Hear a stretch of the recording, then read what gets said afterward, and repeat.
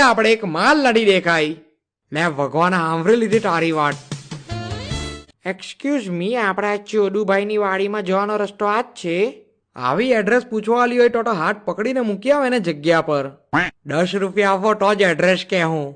અલા હું માણસ છે, તું એડ્રેસ જ તો પૂછે છે બિચારી. આ તો સેવાનું કામ કહેવાય, આના થોડી કઈ રૂપિયા લેવાતા હોય. આ તો આપણી ફરજમાં આવે કે દેશની દરેક મહિલાઓને સુરક્ષિત અને સલામત રીતે એ લોકોની જગ્યા પર પહોંચાડીએ. તું આજે કોઈ બીજાની હેલ્પ કરશે તો કાલે કોઈ બીજો તારી હેલ્પ કરશે, પણ બહેણ ચોદ માણસાઈ જેવું જ નથી રહ્યું ને આ દુનિયામાં. છોડો, મારે જ આગળ આવવું પડશે હવે.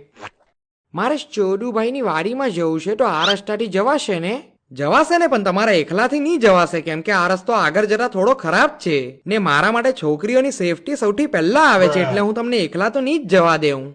અરે ના ના, એવું કઈ નહીં, એ તો હું ચાલી જઈશ. એની તો બીક છે, મેં કીધું ને તમને, હું મૂકી જઈશ તમને. હું મહિલાઓની બહુ જ રિસ્પેક્ટ કરું છું. મહિલા કોને કહે છે ભડવા? એ તો આટલી cute, beautiful, gorgeous, hot figure વાળી છોકરીને તું મહિના પૂછે છે? ભોસડીના મહિનાની મહિલા બોલ્યો છું.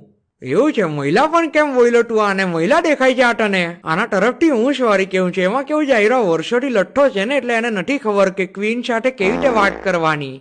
It's okay. તમે મને કોની શું હેલ્પ જોઈએ છે તમને? મારે ચોદુભાઈની વાડીમાં જવાનું છે ને મને રસ્તો સરખો ખબર નથી. બસ આટલી જ વાત. ચલો હું તમને મારી